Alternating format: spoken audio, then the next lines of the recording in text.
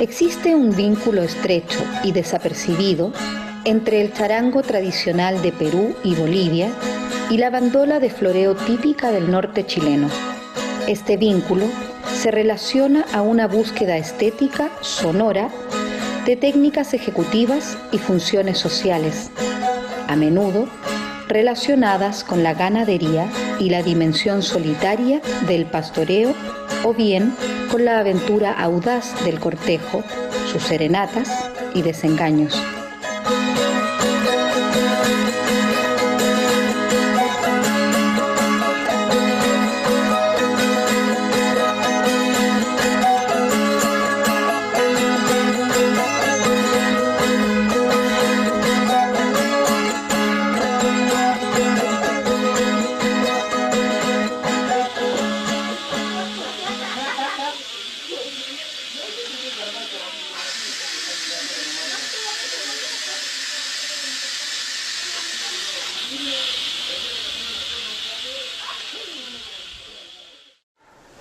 Así comencé. Ya desde el año 80 ya eso ha sido. De ahí como estaban trayendo guitarrillas de allá de Arequipa, así que yo en el 80 ya me vine de arriba ya de Cuajone acá, me puse a hacer estos ya. Ya me salió, de ahí comencé a hacer y a vender también ya para allá.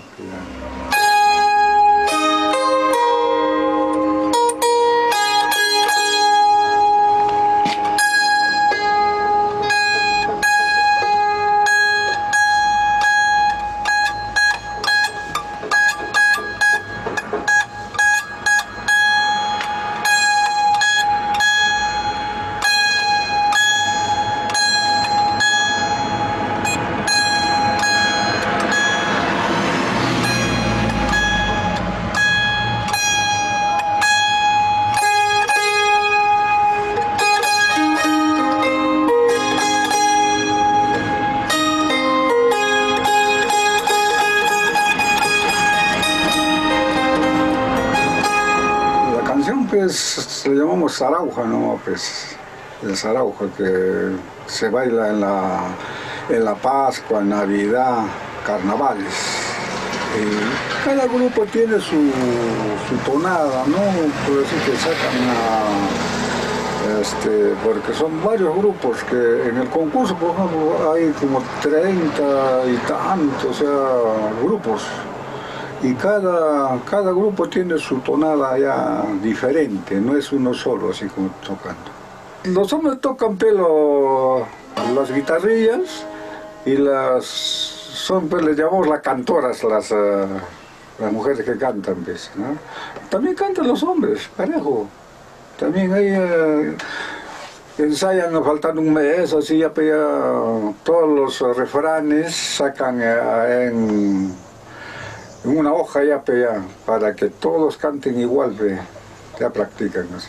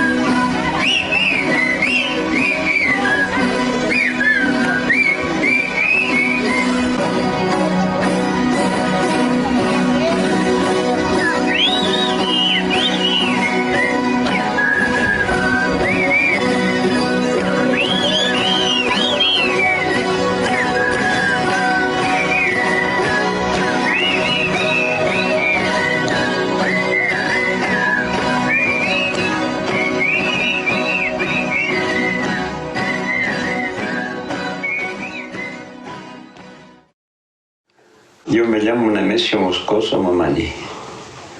El instrumento que yo fabrico tiene el nombre de bandolas. Yo tengo más de 60 años fabricando esta bandola.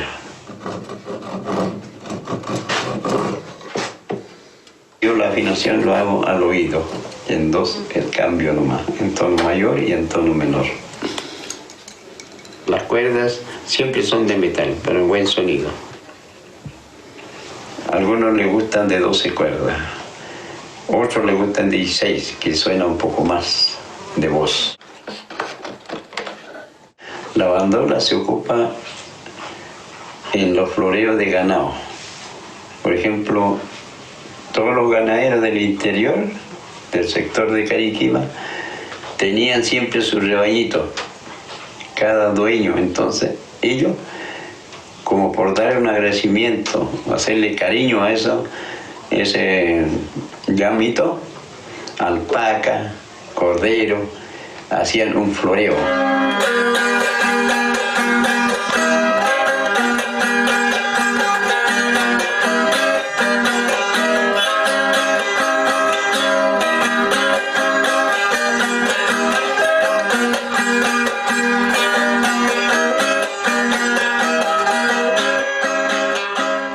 El carnaval se celebra en los meses de febrero de cada año.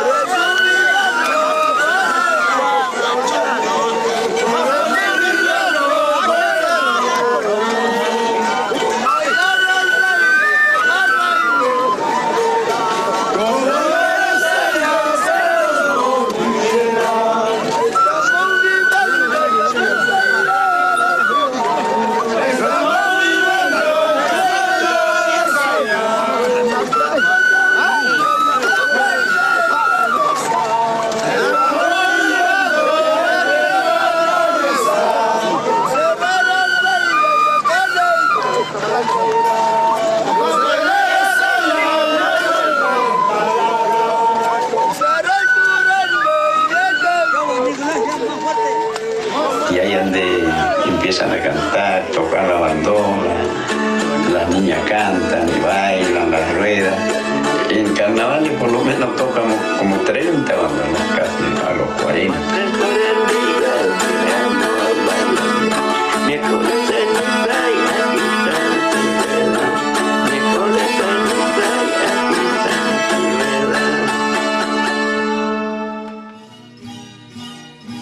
El proyecto El Viaje del Charango es un reconocimiento a los últimos constructores de este instrumento, en sus distintas formas y nombres, en los países de Bolivia, Perú y Chile.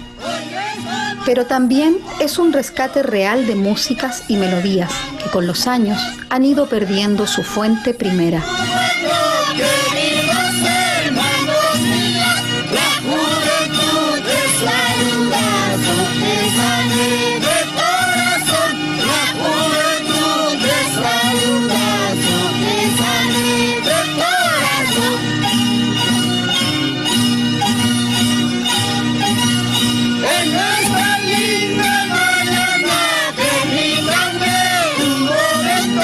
En esta linda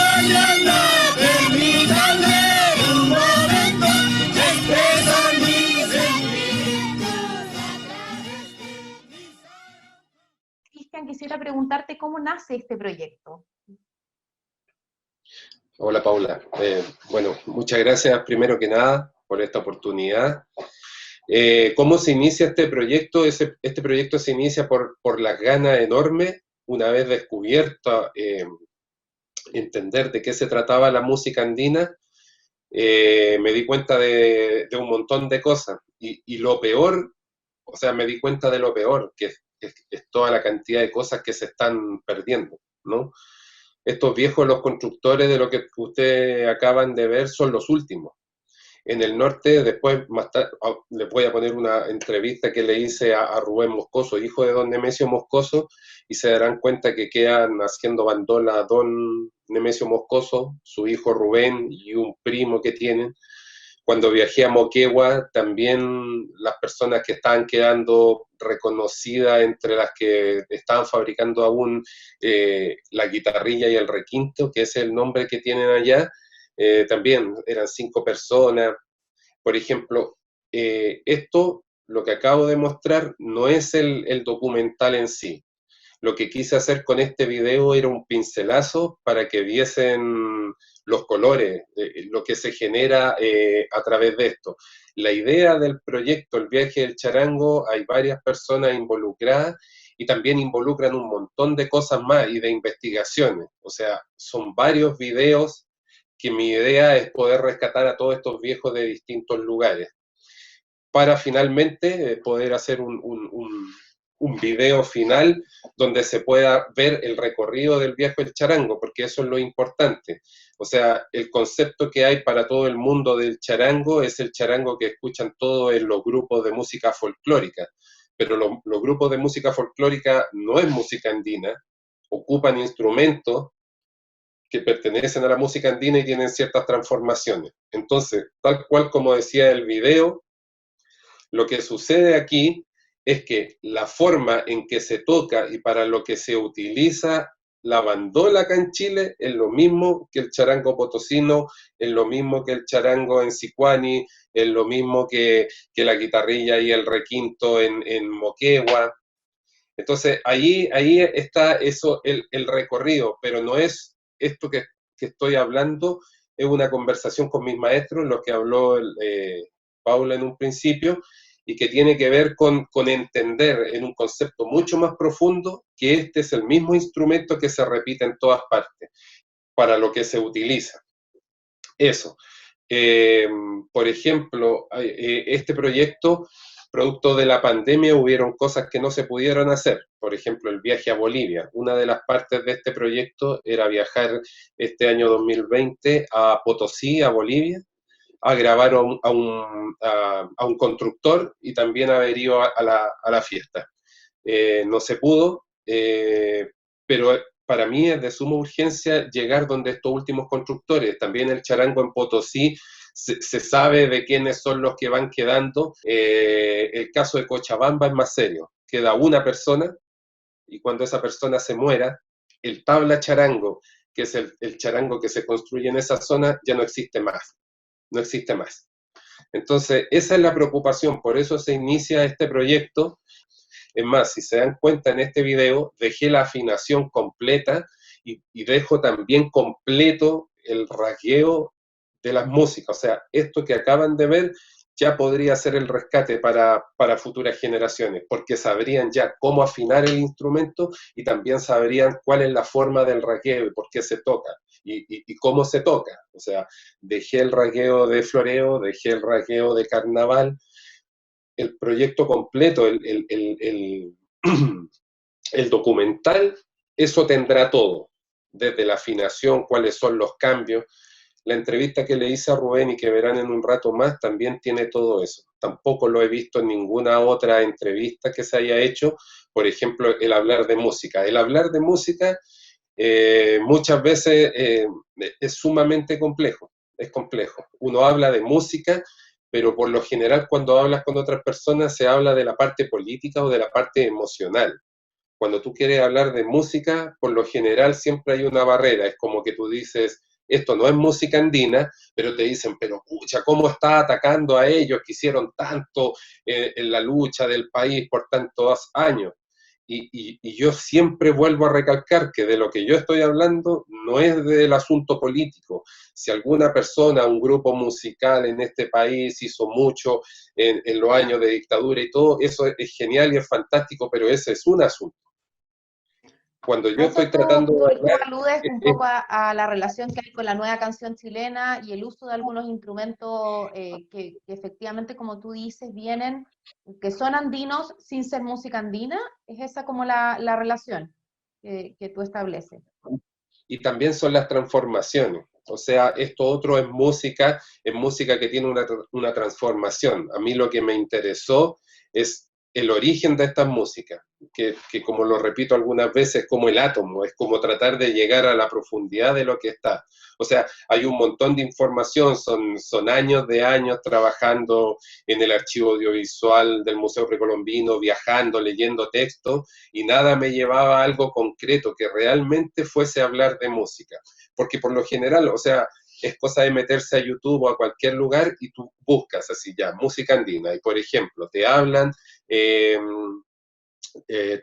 del carnaval en Chuyuncane o en Colchane o no sé qué, de todos los lugares, y siempre es lo que yo le llamo la anécdota. También eso genera molestia en algunas personas, pero para mí es una anécdota cuando tú dices, la gente llega al lugar, dan vuelta en círculo, sacrifican una llama, se toma cerveza, en la noche la gente borracha canta, etcétera. Para mí eso es anécdota. Y ni siquiera tiene el ánimo de ofender a nadie, sino que para mí es una anécdota, porque a mí lo que me interesa es la música, es lo que tiene ese territorio y ese contacto que tiene esa música con el territorio, cómo se genera, cómo nace. Mis preguntas están así como mucho más, como lograr entender ese camino, que tiene que ver como un camino de iniciación, pero no dentro del concepto hippie. Lo que pasa es que hay conceptos que son muy mal manejados. O sea, el entender la música andina, tú tienes un cuerpo, está la música andina, todo lo que sucede y que abarca un tremendo territorio, Perú, Bolivia, Chile, norte de Argentina, eso es un cuerpo. Cambiará en distintos lugares la forma de tocar, el nombre de los instrumentos, pero eso tiene un cuerpo. Entender ese cuerpo, cómo funciona ese cuerpo, es como entender cómo funciona el cuerpo humano. Yo puedo hablar, mira, cuerpo humano, camina, aletea, se rasca, no sé, miles de cosas. Pero entrar en la profundidad de cómo todo eso funciona es más o menos el paralelo de lo que yo veo con esta música. Y justamente mi estudio y mi trabajo con las personas que tú nombraste del laboratorio del Huova Cuadre, el Felice y el Rafael, me abrió un mundo que a mí me sorprendió, porque fueron años. O sea, estoy recorriendo América y estoy recorriendo los Andes y grabando en video y grabando desde el año 2006, y resulta que siempre yo decía, no sé qué es lo que me llama la atención de esto, hay algo aquí que me llama, pero no lograba entender. Cuando conocí a estas personas, me metí en su cuento y empecé a entender que el estudio era mucho más profundo y que por lo general cuando tú conversas con alguien es de anécdota, es de una parte política.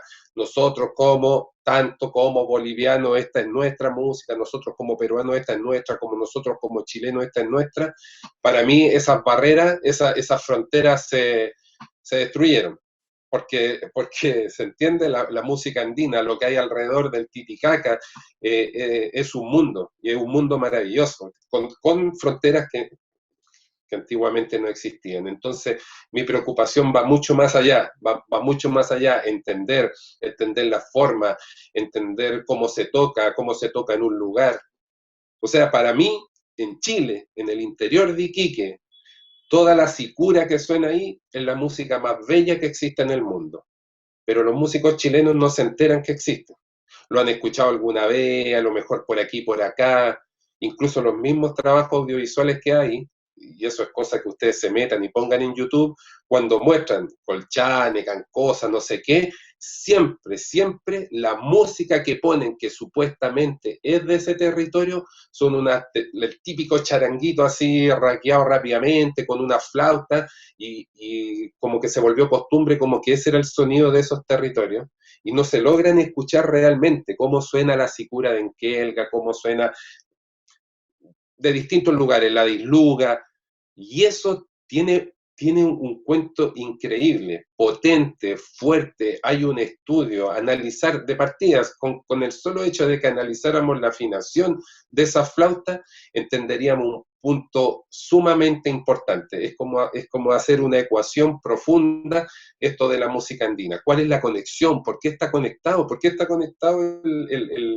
la bandola que se toca en el norte de Chile? ¿Qué conexión tiene con el charango de Potosí?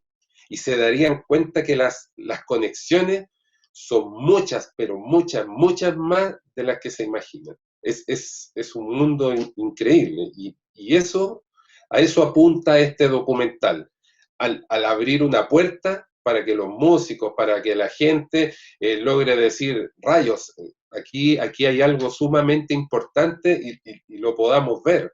Y también es una lucha, así como mucha gente firma en todas las campañas de Greenpeace, de no sé qué y de esto otro. Bueno, mi campaña es justamente que no quiero que esta cosa, que es una maravilla, que es un universo increíble, se pierda. Lo encuentro demasiado importante. Y mi formación es de músico, y cuando me encontré con esta música, es sentir que después de años tocando sobre escenario, tocando rock, mezclando esto con esto, que la zampoña que entra con la guitarra eléctrica, que la trutruca, que todas esas cosas que todos hemos experimentado, que yo lo encuentro maravilloso, que todo el mundo lo haga, que los jaivas toquen los jaivas, que los que siguen el camino los jaivas lo hagan, y los grupos en todos los barrios que tocan imitando ya, para mí es genial que lo haga, pero este es otro cuento, es otra historia, no es show, no tiene que ver con show, no tiene que ver con dinero, no tiene que ver como, oye, pero si yo hago este estudio del charango, de la música andina,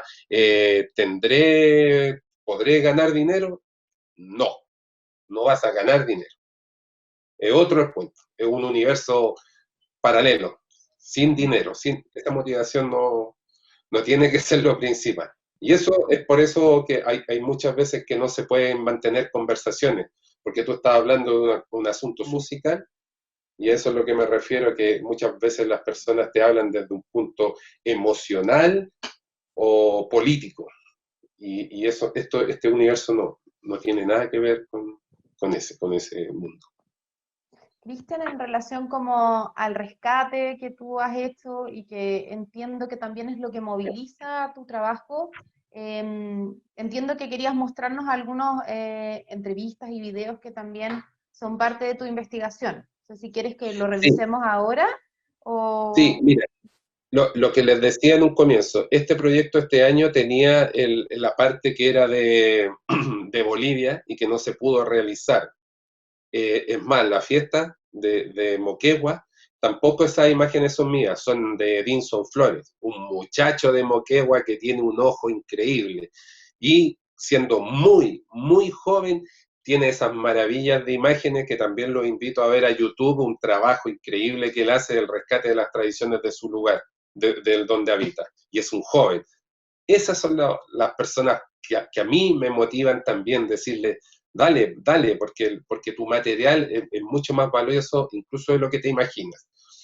Entonces, la parte de Bolivia que aún no está, de igual forma, hay un rescate de 2 trocitos que están en YouTube, que ustedes mismos los pueden encontrar en YouTube, pero que yo los bajé y los junté para que vean el sonido de cómo suena el charango de Potosí con el constructor en la fiesta, y eso sería otro de los trozos de este documental a medida que vaya avanzando en el tiempo.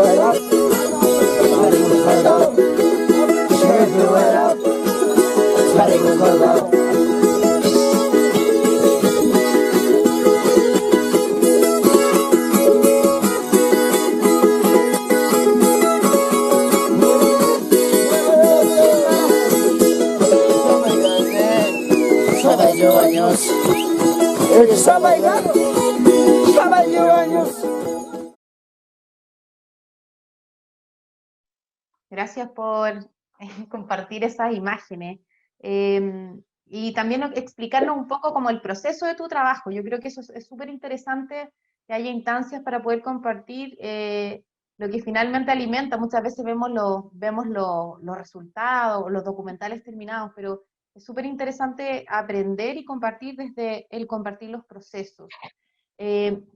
Nosotros a lo largo de las imágenes que tú nos has ido mostrando y todo, vemos como el instrumento se modifica según los territorios. Yo no soy una experta en música, pero a través de la observación o la escucha, uno puede ir observando esas diferencias que tú, de una manera muy sutil, tratas de mostrar. Y en relación a eso, te quería preguntar, ¿cómo ves tú o cómo crees tú que es la relación que existe entre esta música y su territorio, pero también reflexionando un poco en relación a estos límites que antes no existían? O sea, la música, el territorio, los límites, esos límites que para nosotros hoy son muy como visibles, pero que en algún momento no lo fueron, y también la conexión con la magia. Muchas veces vemos estas imágenes de quienes bailan o quienes interpretan los instrumentos y parecen estar como en estados como de trance de alguna manera, o es música que de alguna manera te invita como a entrar en otro estado.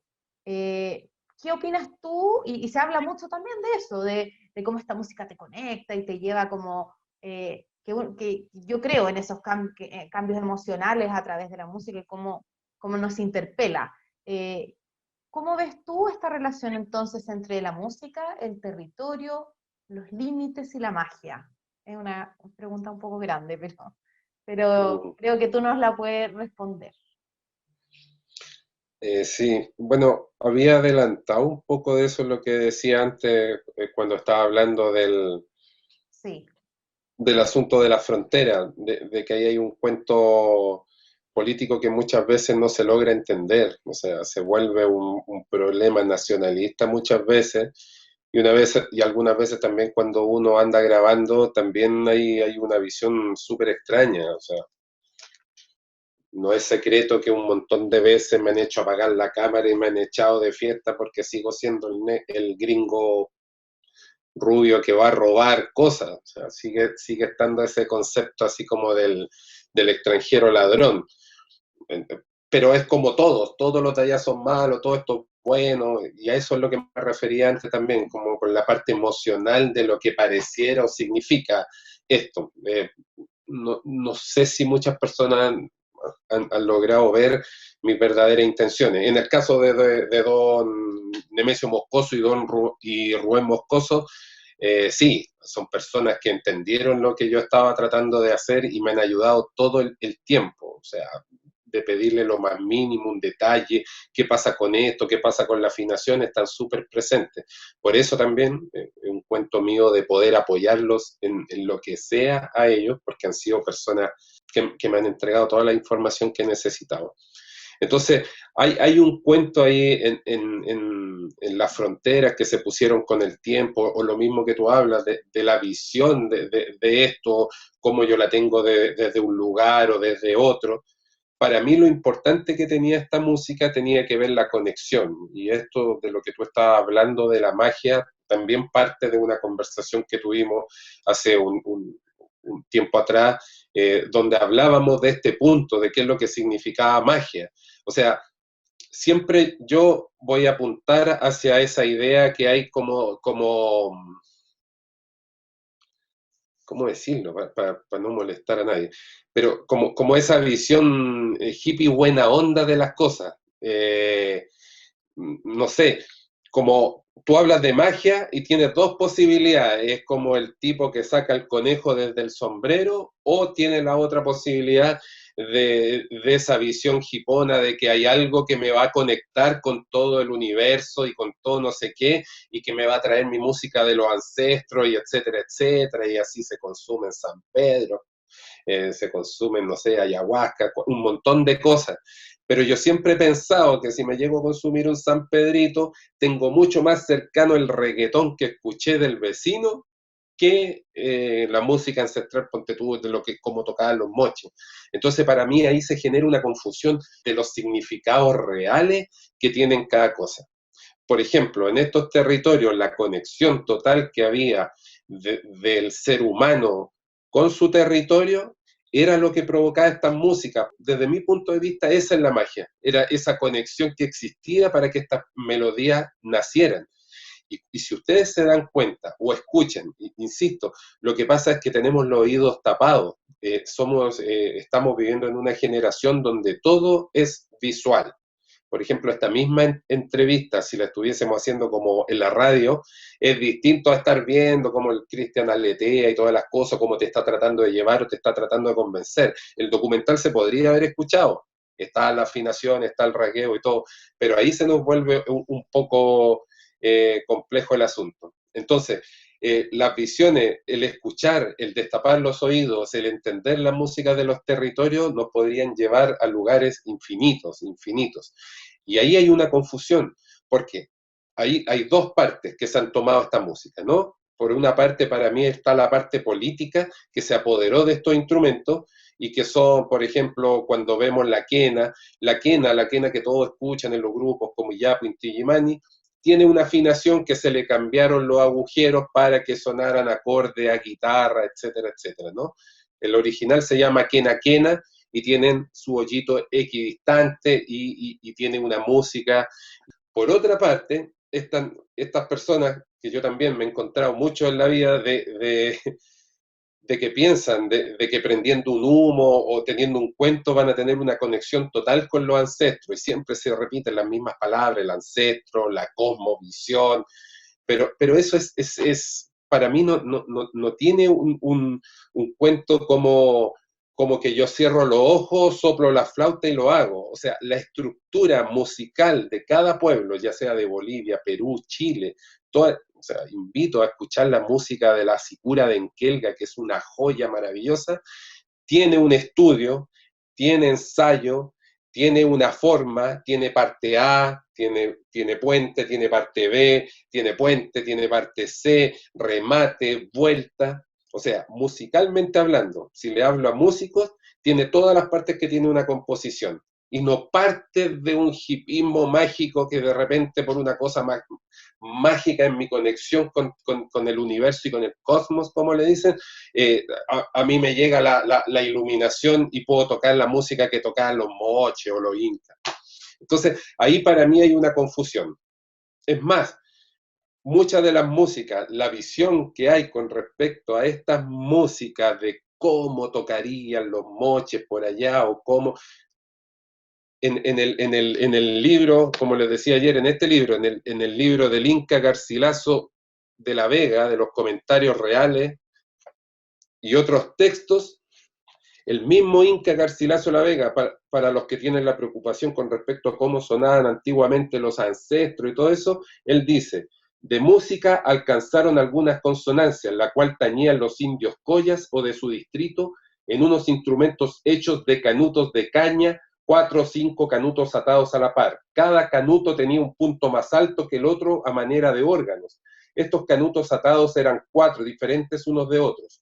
Unos de ellos andaban en puntos bajos y otros en más altos, y otros en más y más, como las 4 voces naturales: tiple, tenor, contralto y contrabajo.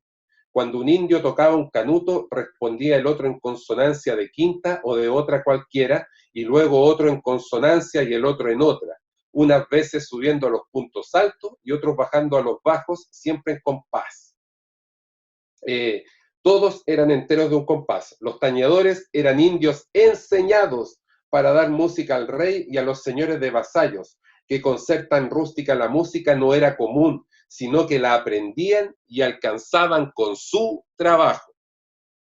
O sea, si de verdad estamos preocupados en entender cómo sonaba la música de los ancestros, en este mismo, el tipo, el Inca Garcilaso de la Vega, que trató de rescatar las cosas de sus tradiciones después de viajar, etcétera, etcétera, él dice que los músicos que tocaban para el rey eran enseñados, habían escuelas para música, para poesía, para todo. No es por una iluminación. La única forma de encontrar esto es encontrar un camino y trabajar para encontrar lo que hay en el fondo de esta música.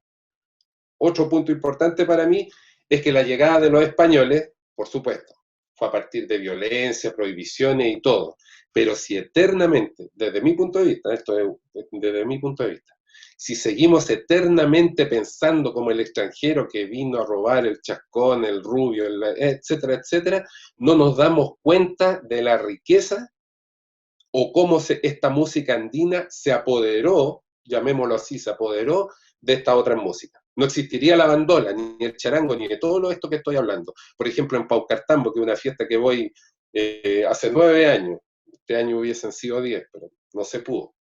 No se entendería cómo eso tan andino está sonando acordeones, arpa, violines.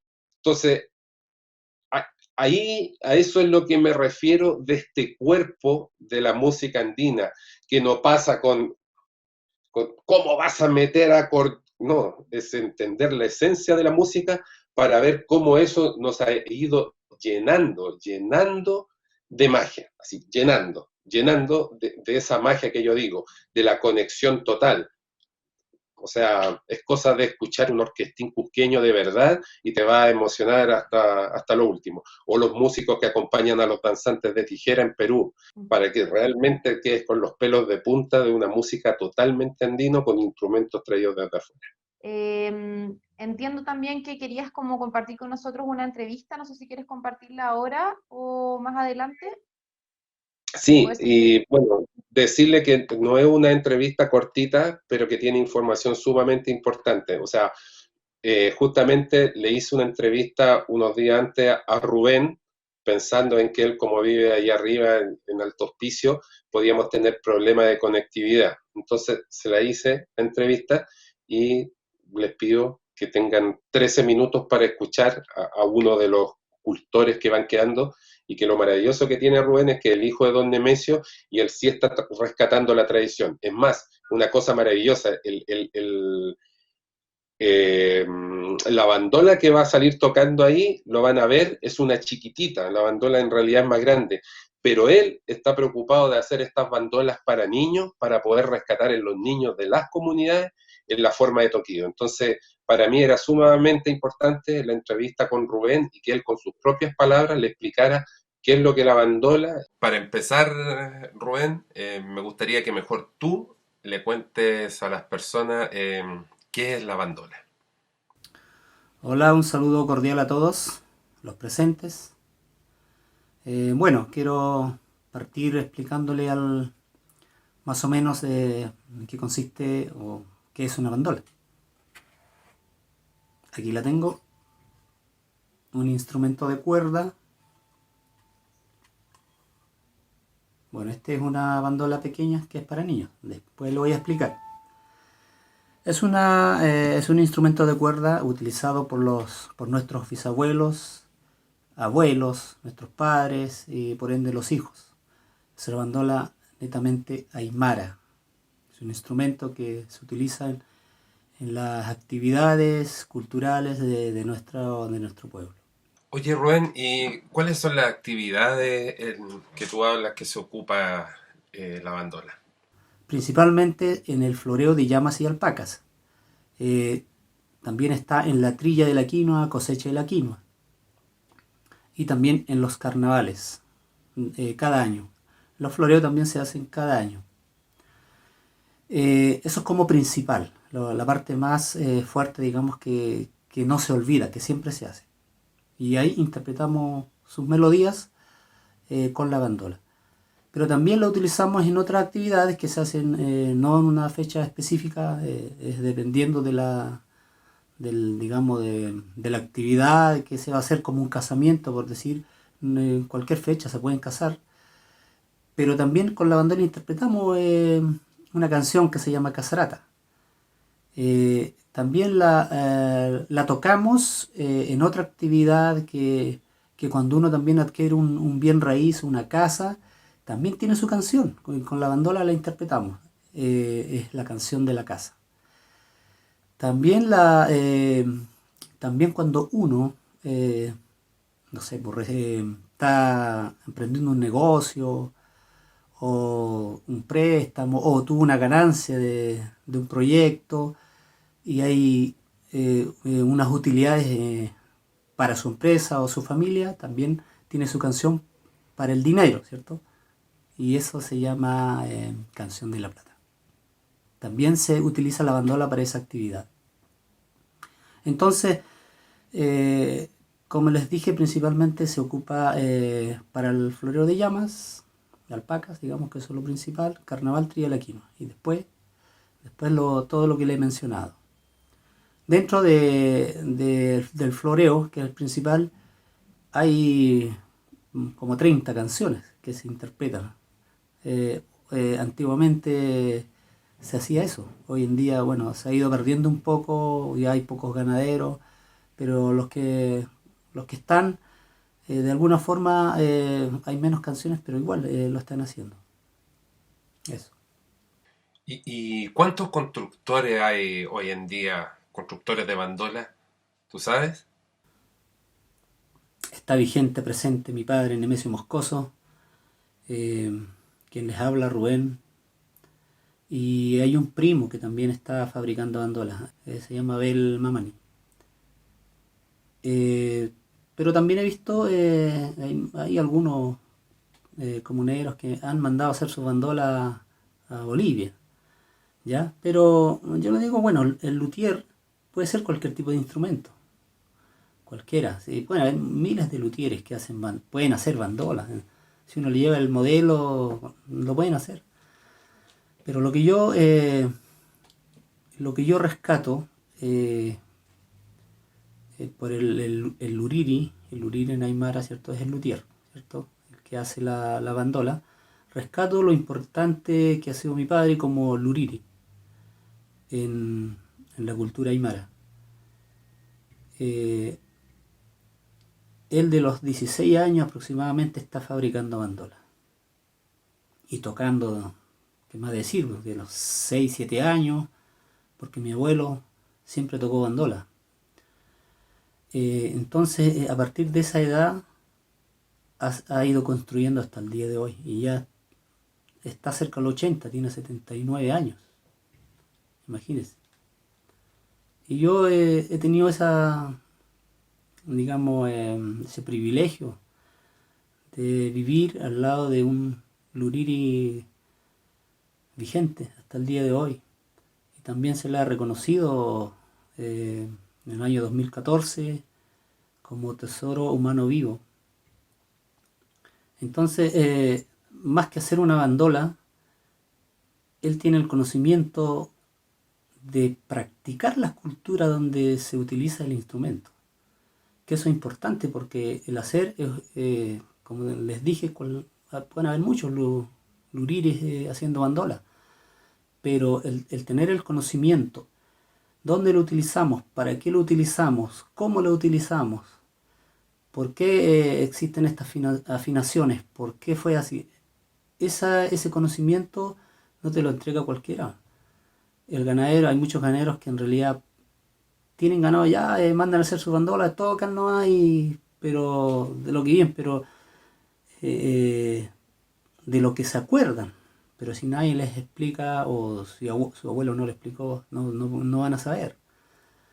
Por eso es importante tener el conocimiento completo, tener, digamos, saber hacer una bandola, saber explicar en la actividad que se ocupa por qué son existen estas afinaciones, siempre han sido al oído. Entonces, por eso les digo, son poquitos los constructores de bandola real que existen. Recién hablaste sobre las afinaciones. ¿Nos podrías contar un poco de eso, de las afinaciones que existen para la bandola? Nuestros abuelos antiguamente nunca nos dijeron o sea, no tienen nada escrito como decir estas son las notas que así se afina la bandola, estas son las notas.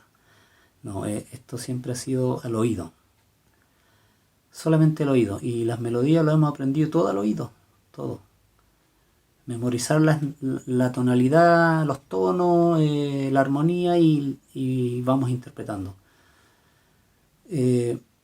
Toda esta interpretación en la bandola es a base de oído. Todas estas melodías, canciones las crearon ellos en cuanto a sus vivencias con los llamos, el vivir en el campo, conexión con la naturaleza. Por eso a ellos les nacía el sentimiento y empezaban a crear sus melodías en el momento. Y eso fueron tocándose en el tiempo y digo gracias que el día de hoy mi padre ha seguido eso y hay otros tíos también que todavía tocan y no se ha perdido. Bueno, yo me siento feliz de tener un papá que ha cultivado en la fabricación, digamos, de la bandola y digamos, enseñar y aprender de él las diferentes melodías del floreo o de todas las actividades de los aymara en cuanto a la bandola. Entonces, lo que yo he aprendido y lo que sabemos, hay dos tipos de afinaciones. Una afinación hembra y una afinación en macho. Así le llamaban los abuelos. Y la afinación hembra, ¿en qué consiste? Aquí tengo una bandola. Esta es la bandola pequeña. Tiene 4 filas. 1, 2, 3, 4. Esta tiene un tono. Esta tiene otro tono. La tercera otra y la cuarta. La primera y la cuarta son el mismo tono.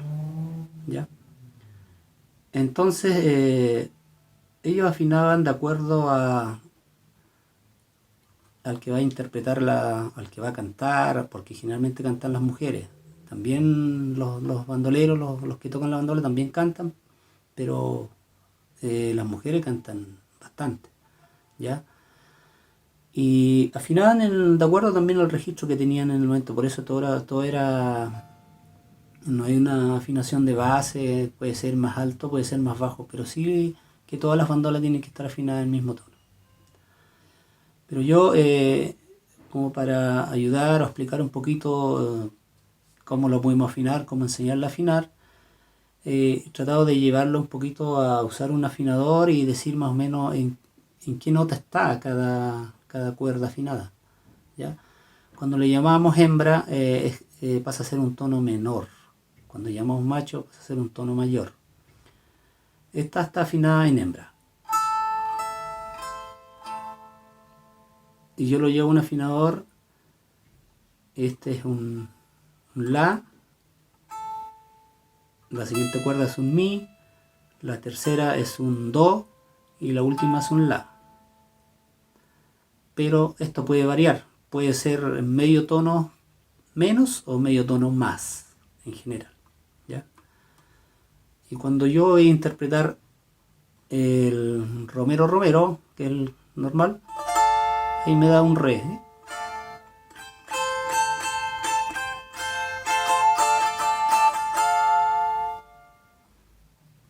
Esa es la afinación en hembra. Y cuando afinamos en macho, yo solamente cambio la afinación de la tercera cuerda y la bajo a un si. Este es un do.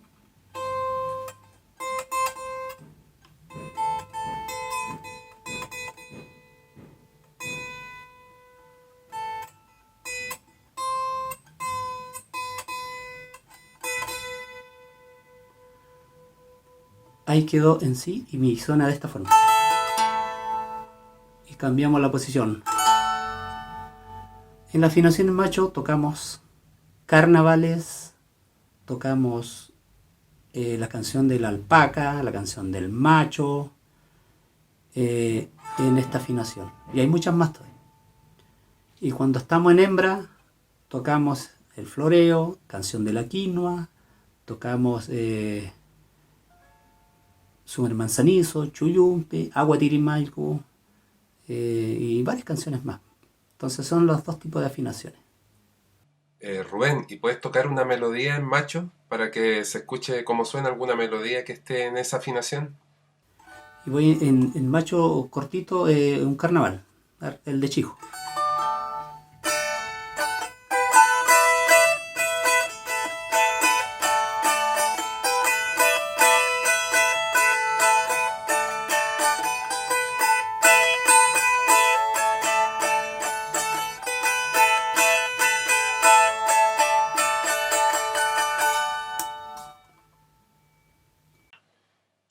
Rubén, bueno, muchas gracias por toda la información.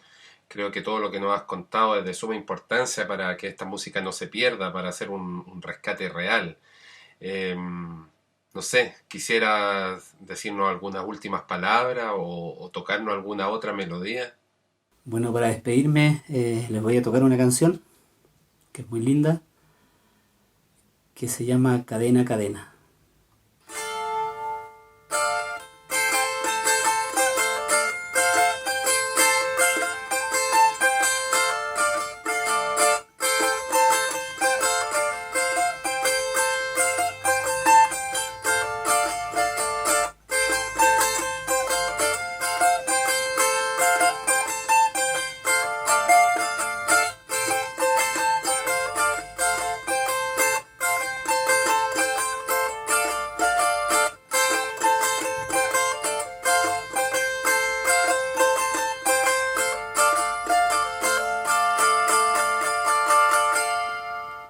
Jayaya, jayaya. Muchas gracias. Hasta pronto.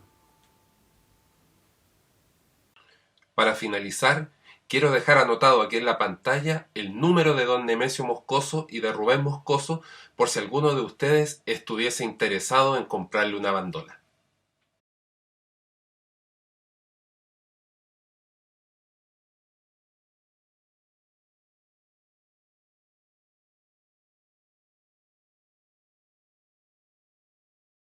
Gracias.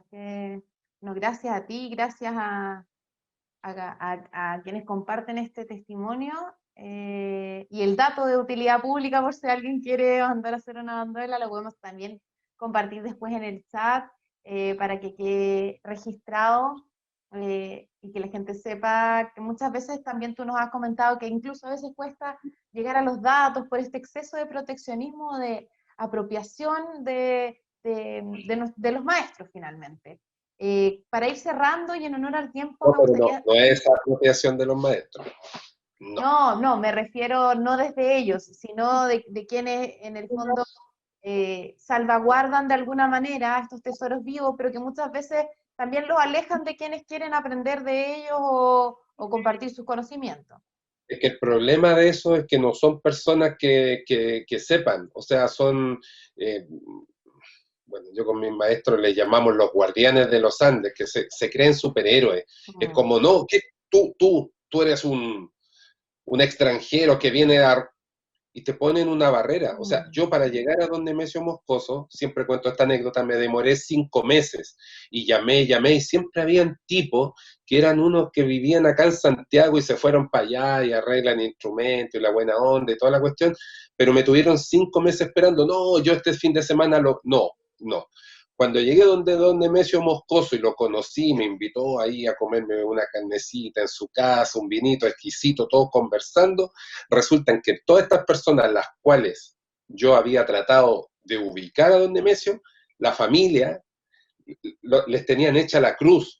Eran personas que se habían portado pésimo con él, que de verdad le robaban cosas, etcétera, etcétera.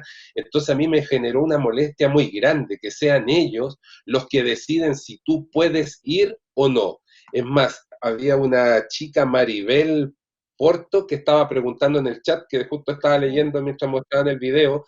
También se queda todo el mundo con la sensación, no, es que yo no puedo tocar eso porque resulta que parece, no, lo desmiento inmediatamente. Ahí está el Rubén, nos dio una entrevista y el mismo Rubén, cuando yo le pregunté, ¿pongo los números de ustedes para que les compren bandolas? Por supuesto, ahí están. El que quiera comprarle, le puede comprar. Ellos necesitan vender, necesitan vivir, esa es su vida. ¿Por qué hay personas que deciden por ellos?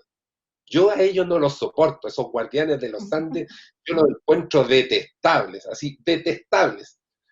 Ellos eligen por ellos, o sea, él, ¿escucharon? Está cumpliendo 80 años don Nemesio, 80 años.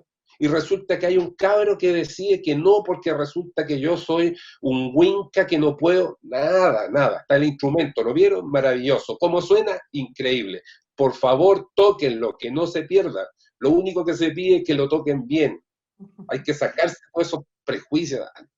Cristian, oye, y en relación también a esto, y como decía ya en honor al tiempo para ir terminando y poder alcanzar a responder y leer los comentarios que hay en el chat y responder las preguntas, y a este aprendizaje, a este traspaso de estos conocimientos, ¿tú crees que existe como una real promoción o un rescate de la música andina en los sistemas escolares, principalmente en el sistema escolar chileno?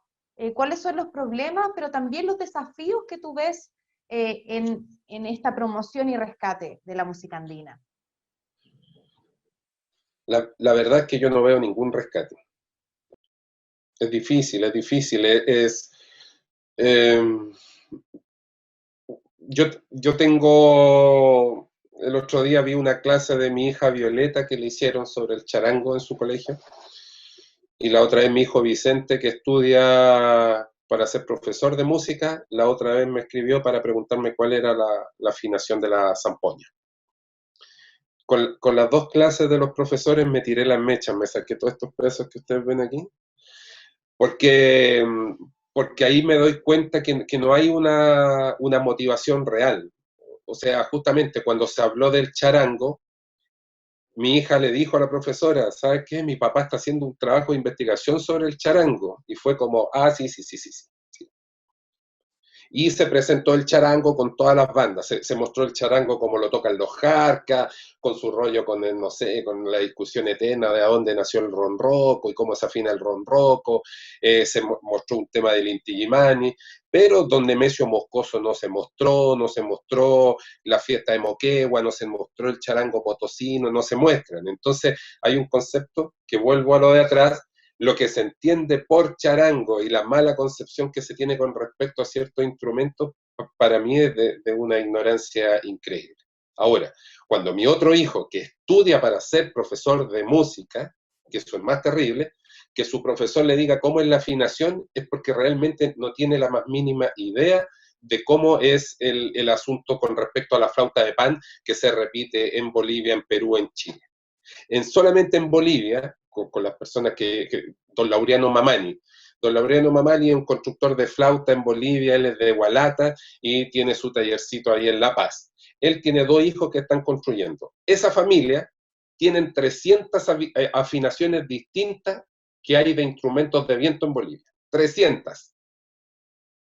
¿Se entiende? Se logra entender que un profesor llegue y te diga cuál es la afinación de la zampoña, porque ahí podríamos sentarnos a conversar y podríamos tener una conversación interesante.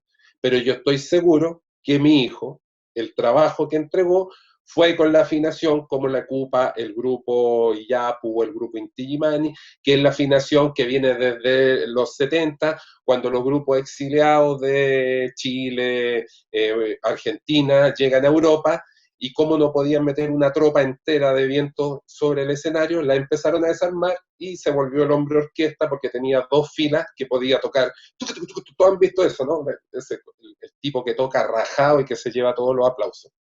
Pero eso no es el pensamiento andino, porque ahí hay una dualidad.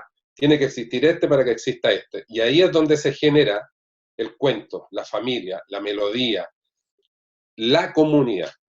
Entonces, para mí es un problema. Una vez también le fui a hacer una clase a la universidad de mi hijo donde estudiaba, y me pregunta a todos los futuros profesores de música. Yo les dije, ¿y cuál será el aporte de ustedes para la música andina? Silencio total.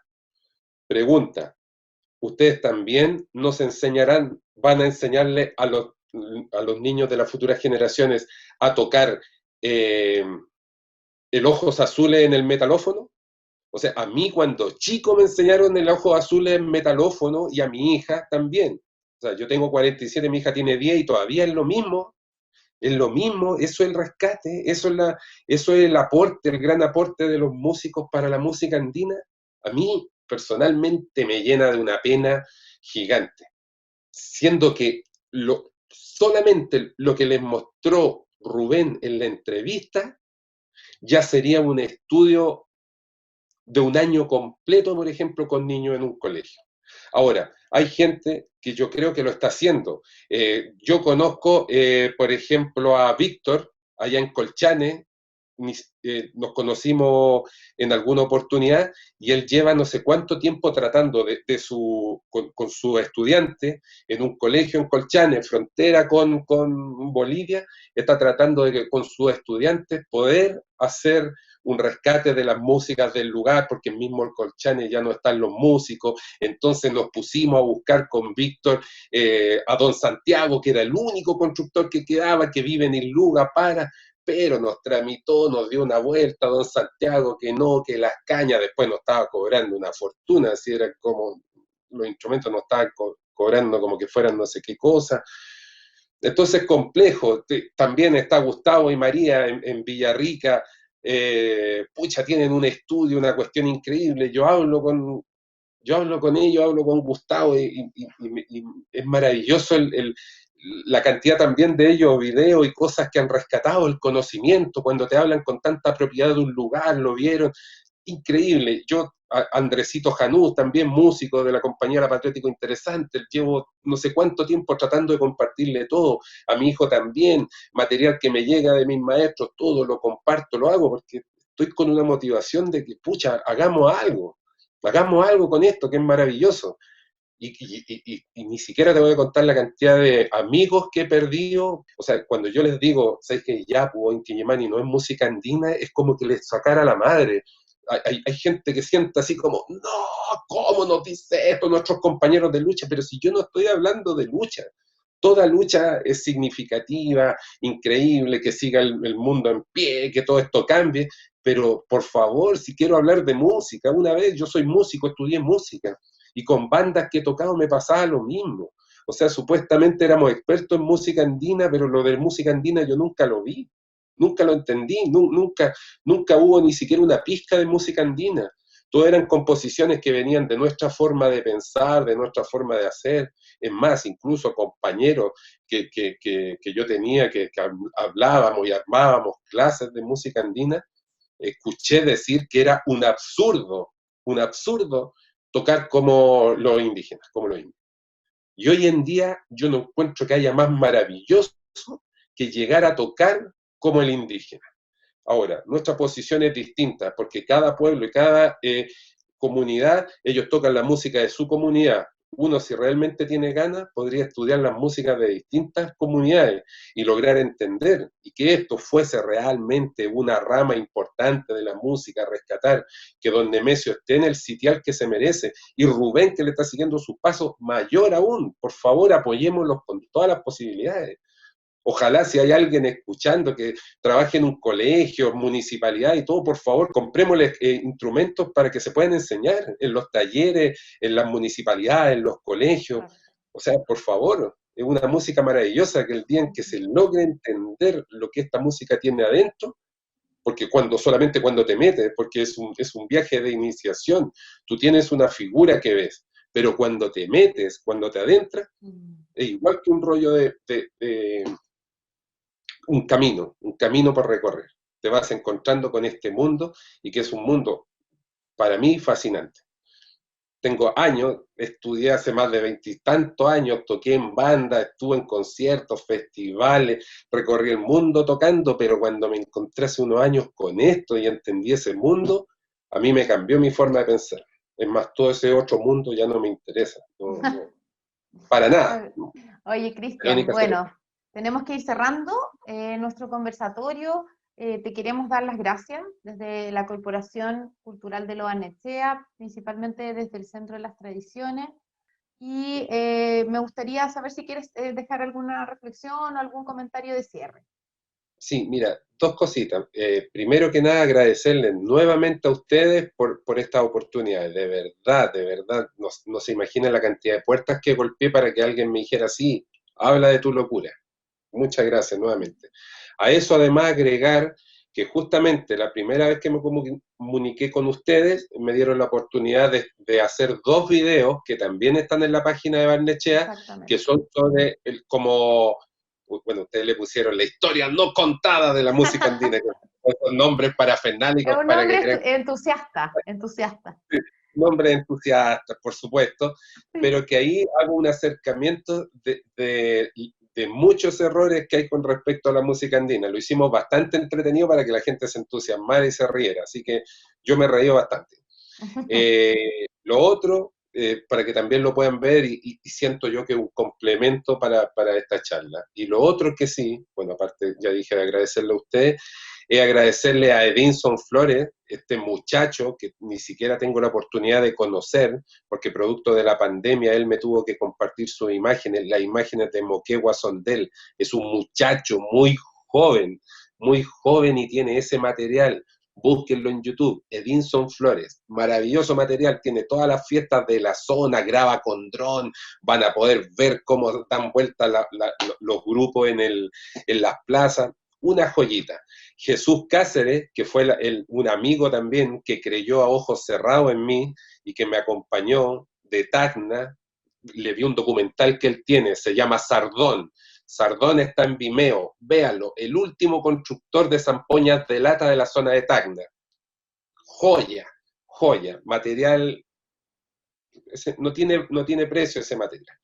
Él también, cuando lo conocí, me comuniqué y resulta, le dije, me gustaría ir a entrevistar a uno de los últimos viejitos al interior de Iquique, a La Tirana, don Nemesio. Y resulta que me dijo, nos juntamos qué día en Iquique. Y eso para mí son sorpresas muy gratas, de que haya gente que a lo mejor no tiene este conocimiento, pero que sí está muy motivado de apoyar. Y como última persona, al David Córdoba, amigo mío del alma, de Arica, que también ves que le pido ayuda para que me arregle los audios cuando grabé cosas que están la embarrada y todo, y acompáñame. La última vez que hemos tirado allá arriba en el altiplano con un frío pero increíble, estábamos tirados en el camino y ya no pasaban autos ni nada, y nada, estábamos perdidos y logramos zafar, pero son gente que han creído en esto, es que este es un rollo mío, y de repente estar con alguien al lado que te está diciendo, vamos, hagámoslo, porque es importante para la humanidad. Por eso los quería agradecer. Edinson, Jesús, David, pero muchas gracias, son gente especial. Bueno, y a la familia que me tienen que soportar todas estas cuestiones, cuando me pierdo, cuando voy a grabar, cuando se me ocurre estudiar todos los días, toda la mañana, y me aguantan, pucha.